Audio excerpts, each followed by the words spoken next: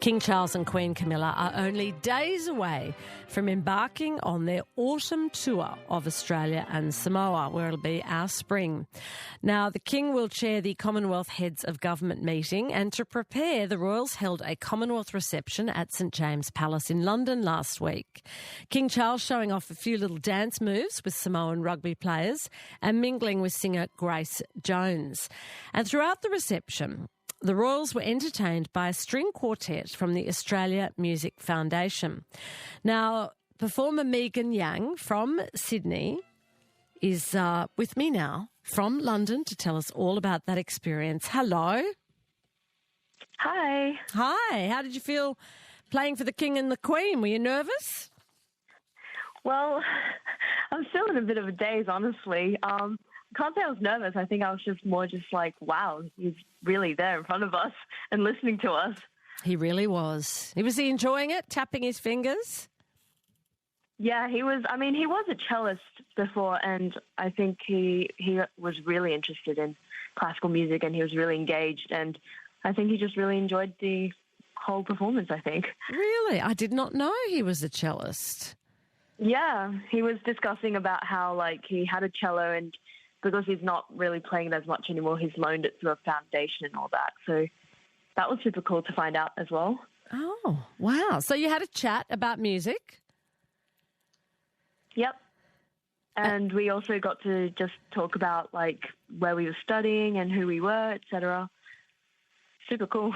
Super cool. So, yes, that was at the end, was it? He came over and had a little chat? Yes. And what songs did you play for him, Megan Young?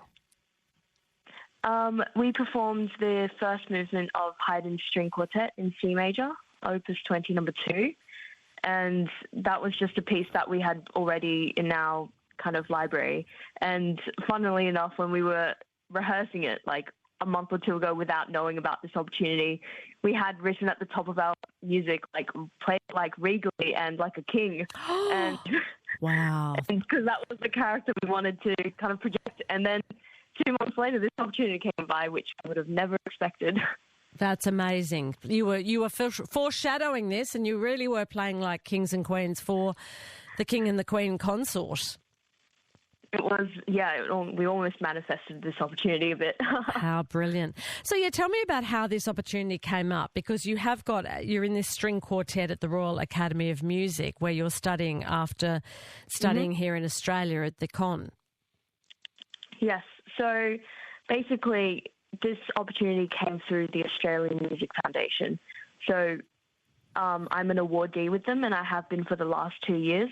So last year I was with the AMF Overseas Study Award, which was awarded by the Australian Elizabethan Theatre Trust, and this year I'm the recipient of the AMF Award donated by the Helen and David Haynes Foundation. And basically this foundation is super, super amazing and supports young musicians who need, extra support to go study overseas, especially with just financially, it can be quite difficult overseas. Oh, yeah, so, I bet. Yeah, so it's been super amazing being able to be supported by them. And so their king is the patron-in-chief for the AMF. And the palace asked if the AMF was able to provide a performance to represent the AMF at the event. And I was super lucky to have been called on by the AMF for this opportunity. Yeah, because you were playing regally. It was all meant to be. You're on ABC Radio Sydney. You're hearing Megan Young on the line from London. She's in a quartet called the Karelia Quartet with her and some friends from the Royal Academy of Music. They got to play at a royal reception last week. So as you said, King Charles is the chief patron of the Australian Music Foundation. What's it like studying at the Royal Academy of Music and as a step up from the Sydney Conservatorium of Music? What's been the great difference for you as a musician? I mean, it's totally been life-changing. I mean, the music education I received in Sydney was amazing. And then I also travelled to Melbourne, which is where I met my teacher, Professor Robin Wilson. And in mid-2022, he announced that he was accepting a professorship at the Royal Academy. And at that point, I was like, I have to follow you. I still have so much to learn from you. So I applied for RAM. And then that's kind of how I came over to London. And since then, I don't regret it a single bit. And it's just been so amazing, the variety and vibrancy of the city and the number of world-class musicians that travel through the city. So I get to just watch and interact with these amazing, amazing musicians. It's just been so eye-opening, and I feel like I've just completely changed as a musician. Incredible. Well, I bet it wasn't easy to get into the Royal Academy of Music, but you did so. It was a bit of an audition process, but I am very lucky to be here now. Right. What did you have to audition in person or send over tapes to start with? I think at that point it was still at the end of COVID, so tapes were accepted. So I just sent tapes over. Right. And so the Australian Music Foundation then supports you along the way in terms of fees and assistance to live in London, does it? Yes. So basically the AMF provides like a scholarship to those who apply or audition. You basically have to submit tapes for the AMF as well. And it's a charity that helps like other students like me, so not necessarily in London. I think also students who are studying in Europe or America, etc., are also receiving help. Right. And yeah. And tell me about the violin you're currently using on loan. Oh, this violin is so special. It's a Niccolo Galliano made in Naples, 1755. And it's on loan from the Royal Academy of Music, and I'm super lucky to be using this.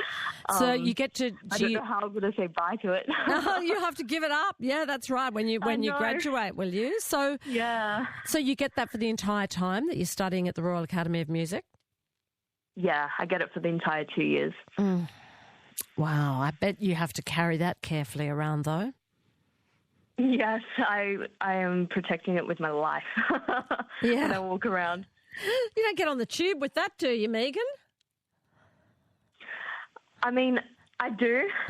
No one knows what's inside. I'm just, destination point A to point B, nothing else in between. I'm just traveling with intention. There's a lot of history in that violin. Do you feel that as you play?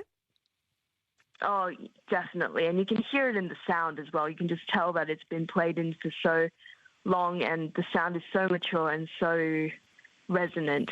And it's an absolute privilege to play on this instrument, really. Incredible. Well, congratulations on performing for royalty last week, and you definitely got him in the mood to come to Australia. And I saw him doing his bits of dancing too with the Samoan rugby player. Could you see that across the room? Yeah, we did. It was very exciting. Yeah, it was like when the New Zealand women's team all hugged him. He likes his rugby and he likes his music. Megan, thanks so much for your time this morning. Thank you.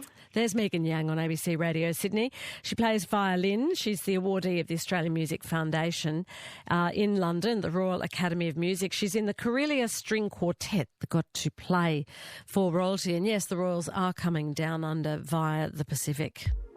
Join in the Sydney conversation anytime. Text 0467 922 702 or call 1300 222 702. ABC Radio Sydney. This is Mornings with Sarah MacDonald.